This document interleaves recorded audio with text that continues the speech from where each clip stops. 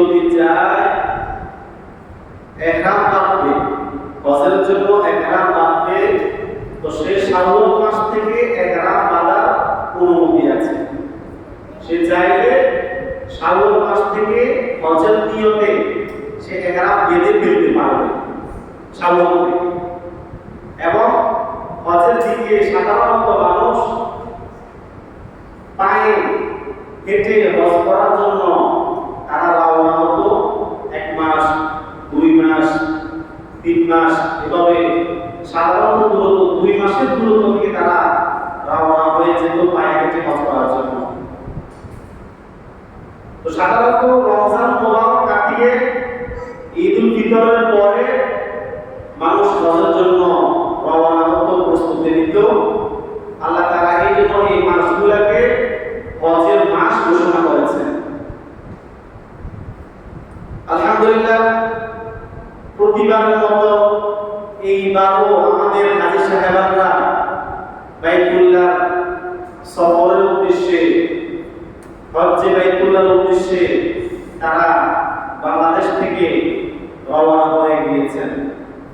প্রথম ফ্লাইট আলহামদুলিল্লাহ আগে চলে গিয়েছে। দৈনিক কিছু কিছু হাজী সাহেবরা আলহামদুলিল্লাহ বাইতুল্লাহ থেকে তারা আইতেছেন। তো যারা তো বাইতুল্লাহ হজ সম্পাদন করছে তারা সৌভাগ্যবান, মহা সৌভাগ্যবান। যারা এখন আমরা করতে পারি নাই, আমরা আফসোস করতেছি এবং আল্লাহ তাআলার কাছে দোয়া করি আল্লাহ তাআলা যেন অন্তত পক্ষে মৃত্যুর পূর্বে একবার হলেও আল্লাহ তাআলা মক্কা মদিনা জিয়ারত করার সকলের দিক থেকে বলেন আমিন। আল্লাহ তাআলা আমাদের সকলকে কবুল করুন। এই যে হজ, এই হজ পালন করা হয় আল্লাহ পাকের জন্য। এটা আল্লাহ তাআলার আদেশ, আল্লাহ তাআলা এটাকে ফরজ করেছেন। হজ এটা ফরজ বিধান। ইসলামের নামাজ, রোজা, যাকাত, এই যে মৌলিক যে ফরজ আছে, এই ফরজের মধ্যে অন্যতম একটা ফরজ হলো হজ। এটা ফরজ কেন? কারণ আল্লাহ পাক রব্বুল আলামিন কোরআনুল কারীমে আয়াতের মাধ্যমে এটাকে ফরজ করেছেন। আল্লাহ তাআলা বলেন, ওয়ালিল্লাহি আলান নাসি হিজ্জুল বাইতি মান ইসতাতাআ ইলাইহি সাবিলা।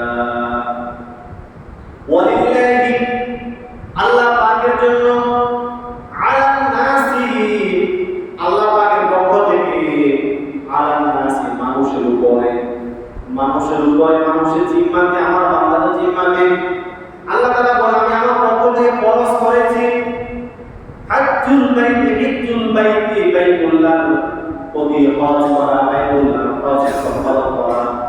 কার জন্য? মান ইসতাতাআ ইলাইহি সাবিলা। যে ব্যক্তি সেই পথ চলতে সক্ষম, সে পর্যন্ত পৌঁছতে সক্ষম, তার জন্য জীবনে একবার অন্তত হজ সম্পাদন করা এটা ফরজ। হজ একবার করা ফরজ, বারবার করা ফরজ না।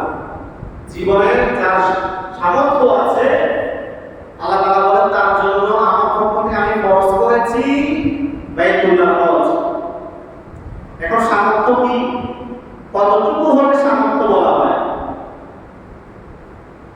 নবীজি বলেন সামর্থ্য বলতে ওই ব্যক্তি যার কাছে এই পরিমাণ সম্পদ আছে যে মক্কার সফর, হজের সফর, আসা যাওয়া এবং সেখানে যে কদিন থাকবে তার সেখানে থাকা খাওয়া এবং সেই যে লম্বা সময় পর্যন্ত বাড়ি থেকে অনুপস্থিত থাকবে, ওই দিনগুলোর খাওয়ার খরচ বাড়িতে দিয়ে যেতে পারবে, এতটুকু সম্পদ তার আছে। তাহলে কতটুকু? যে তার মক্কায় যাওয়া, মক্কা থেকে আবার ফিরে আসা এবং যে কয়দিন সম্পদ করতে তার প্রয়োজন হয়, ওই কয়দিন সেখানে থাকা খাওয়া খরচ এবং ওই দিনগুলি বাড়িতে তার স্ত্রী, সন্তান, তার যে পরিবার আছে ওই পরিবারের খাবার দাবারের খরচ সম্পদ যার কাছে আছে ওই ব্যক্তির উপরে খরচ, ওই ব্যক্তির উপর কি খরচ। এটাকে আমরা সাধারণত আমরা বলি যে যাদের উপরে যাকাত খরচ তাদের উপর হজ খরচ। কারণ যাকাত কার উপরে খরচ হয়? যার কাছে তার প্রয়োজনের অতিরিক্ত কিছু সম্পদ থাকে। তো স্বাভাবিকভাবে যাদের উপর যাকাত খরচ হয় তাদের কাছে প্রয়োজনের অতিরিক্ত কিছু সম্পদ থাকে। ওই হিসেবে যাদের উপর যাকাত খরচ যদি হিসেব কত আর কি তার কাছে ওই পরিমাণ সম্পদ থাকে, যে যেটা বললাম মক্কায় যাওয়া, মক্কা থেকে ফিরে আসা এবং মক্কাতে যে পরে থাকবে তার সেটা থাকা খাওয়ার খরচ। আমাদের তো এখন সব এজেন্সির সাথে চুক্তি হয়ে যায়, 4 লক্ষ টাকা, 5 লক্ষ টাকা, 7 লক্ষ টাকা, 7 লক্ষ টাকা আসা যাওয়া, টিকিট খরচ, বিমান খরচ, থাকা খাওয়া সব কিছু খরচ একসাথে একটা হিসেবের মধ্যে চলে আসে।